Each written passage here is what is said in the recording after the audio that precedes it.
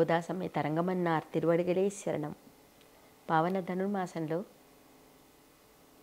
పండితరాళ్వార్ల గురించి తెలుసుకుంటున్న క్రమంలో విష్ణు చిత్తుడు గోదాదేవికి వినిపిస్తున్నారు కదా, తన అనుభవాన్ని వినిపిస్తున్నారు. విష్ణువు తనకు ఎలా ప్రత్యక్షమయ్యాడు అన్న సంగతి చెప్తున్నారనమాట విష్ణు చిత్తుల వారు.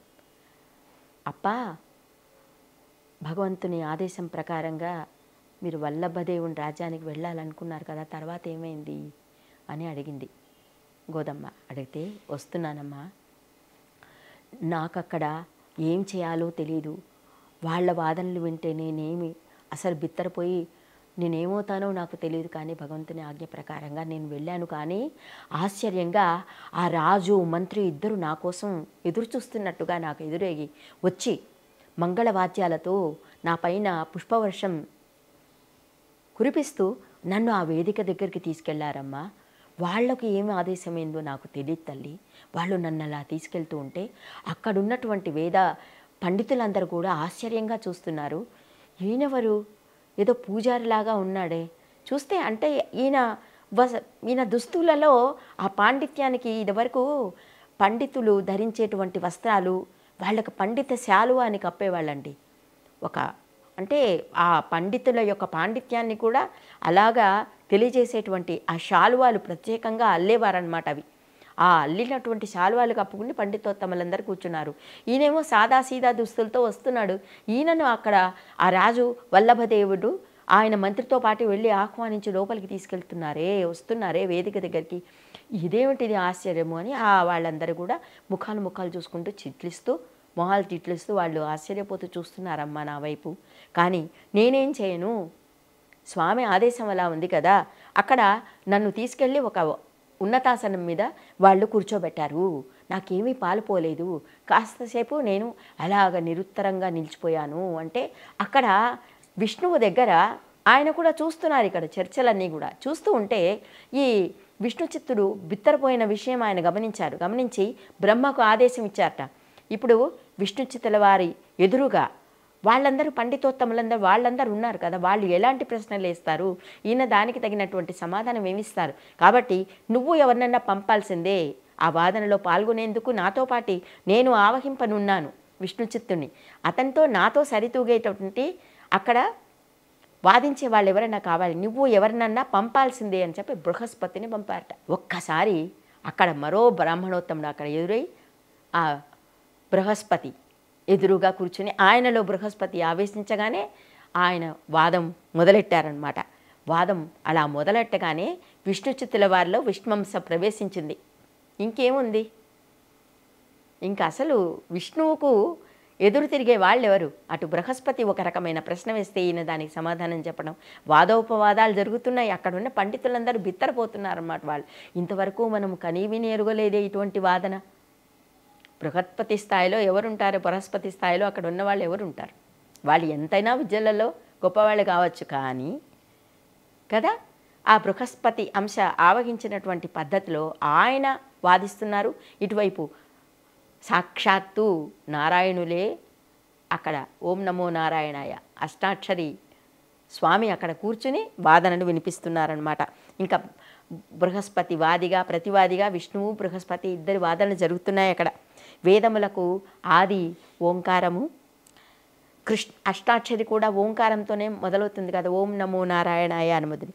ఆ ఉ మా ఈ 3 అక్షరాల కలయికలో నేనే అకారాన్ని, గీతలో స్వామి చెప్పాడు కదా, నేనే అకార ఉకార మకారాలతో మొదలయ్యేటువంటి ఆ అష్టాక్షరి స్వామిని నేనే అని స్వామి అక్కడ చెప్పుకున్నాడు. విష్ణువే పరతత్వము అని ఘంటాపథంగా విష్ణు చిత్తుల వారి ద్వారా విష్ణువే చెప్పుకున్నాడనమాట. మోక్షమిచ్చేత్ జనార్దనాత్ అని ఉంది కదా, మోక్షము జనార్దనుడే ఇస్తాడు. ఆరోగ్యం భాస్కరాదిచ్చేత్, ఆరోగ్యం మనకు కావాలంటే భాస్కరుడిస్తాడు, సూర్యుడిస్తాడు. శ్రియమిచ్చేత్ ఉశాసనాత్, మనకు సంపదలు కావాలంటే అగ్నిదేవుడిస్తాడు. ఈశ్వరాత్ జ్ఞానమిచ్చేత్, ఈశ్వరుడేమిస్తాడు, జ్ఞానాన్ని ఇస్తాడు. మోక్షమిచ్చేత్ జనార్దనాత్, జనార్దనుడు, కేశవుడు, ముకుందుడు, మాధవుడు, గోవిందుడు, విష్ణువు ఈయనే మోక్షాన్ని ఇవ్వగలడు అన్న గొప్ప ప్రమాణం మన ముందు ఉంది కదా. మోక్షమిచ్చేతి జనార్దనాత్. కాబట్టి నారాయణాత్ పరోదేవ నభూతో నభవిష్యతి అని అక్కడికి వాదం సమాప్తమైందన్నమాట. ఏతత్ సహస్రం వేదానాం పురాణానాంచ సమ్మతం సత్యం సత్యం పునః సత్యం ఉద్ధృత్య భుజముచ్యతే.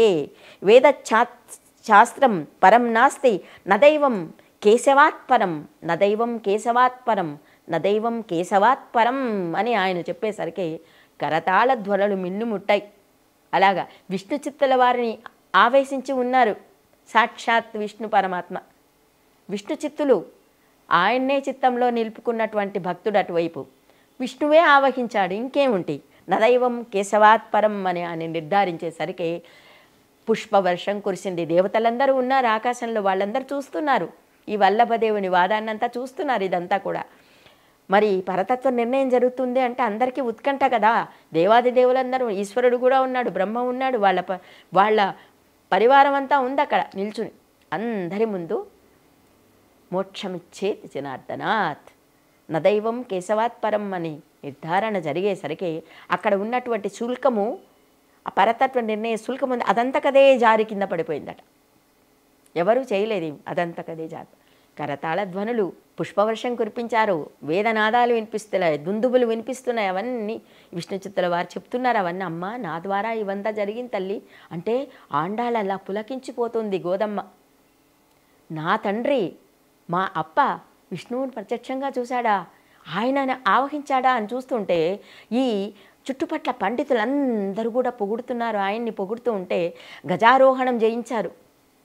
పరతత్వ నిర్ణయం జరిగిపోయింది కదా. వల్లభదేవుడు గజారోహణ గౌరవాన్ని ఇచ్చేశాడు విష్ణు చిత్తునికి. గజం మీద అంటే ఏనుగు మీద ఆయన్ని కూర్చోబెట్టి ఆయన అలాగా ఊరేగిస్తూ ఉంటే ఇంకా విష్ణువు కూడా ఆనందభరిత చిత్తుడయ్యి ఆకాశంలో గరుడ వాహనం పైన ప్రత్యక్షమైపోయాడట. అదిగో నా స్వామి కనిపిస్తున్నాడు, ఆకాశంలో కనిపిస్తున్నాడు.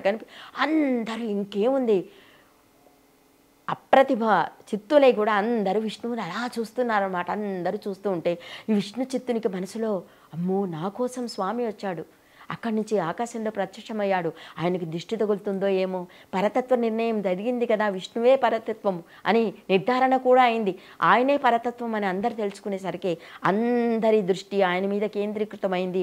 ఆయనకు దిష్టి తగులుతుందో ఏమో. పల్లాండు పల్లాండు పల్లాయి తత్తోండ పరకోడి నూడాయటం మల్నాండ తిండోన్ మణివత్తావన్ నావన్ శేవడి సిరుక్కాప్పు అని మొదలెట్టేశాడు ఆయన.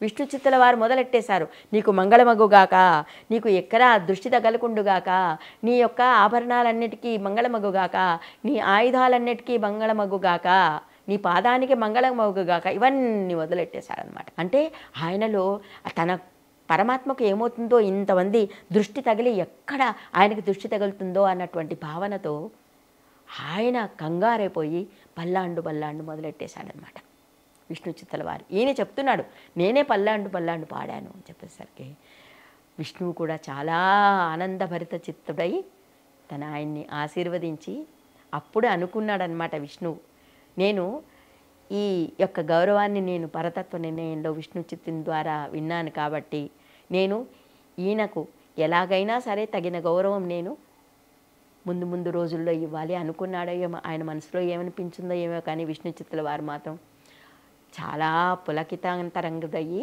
ఆయన గౌరవాన్ని అందుకున్న తర్వాత విష్ణువు అంతర్ధానం అయిపోయి ఆయన మళ్ళీ ఆ పరతత్వ నిర్ణయానికి ధనాన్ని కేటాయించిన ధనాన్ని తీసుకుని మళ్ళీ శ్రీవిల్లిపుత్తూరుకు వచ్చి ఆ ధనాన్ని మళ్ళీ ఆ స్వామికే అక్కడ అర్పించాడు. వటపత్ర సాయికి అర్పించి, స్వామి నీ వల్ల నాకు ఈ గౌరవం తక్కింది కదా, నాకు ఈ పరతత్వ నిర్ణయం ధనం అక్కర్లేదు, నీ దగ్గరే ఉంచుకో, నేను మళ్ళీ మాలా కైంకర్యం చేస్తాను అంటే, సరే రానున్న రోజుల్లోనే నీకు తెలుస్తుంది నీ జీవితంలో ఏం జరగబోతుందో అని స్వామి అనుకున్నట్టు అనిపించింది. నేను ఆనందభరిత చిత్తున్నై నేను తిరిగి ఇంటికి వచ్చేసానమ్మా, ఎంత గొప్ప అంటే తండ్రికి మళ్ళీ గోదమ్మ కూడా కాళ్ళ మీద పడి దండ ప్రణతులు అర్పించి, తండ్రి అప్ప నీ గౌరవము ఇన్ని రోజుల తర్వాత నాకు తెలిసింది, నీవు ప్రత్యక్షంగా విష్ణు పరమాత్మ దర్శనమయ్యాడు కదా, నాకు కూడా దర్శనం అవ్వాలి, అంతేకాదు మధుర భక్తి ద్వారా నేను ఆయన్ని పొందాలి అని ఆశీర్వదించు అని మనసులో అనుకుంటూ ఆ వటపత్ర సాయికి ఆవిడ కూడా నమస్కరించింది. ముందు ఏం జరుగుతుందో వచ్చే భాగంలో తెలుసుకుందాం. గోదా రంగమన్న తిరువడగలే శరణం. Please subscribe to the channel and download the Politicos app from the links in the description.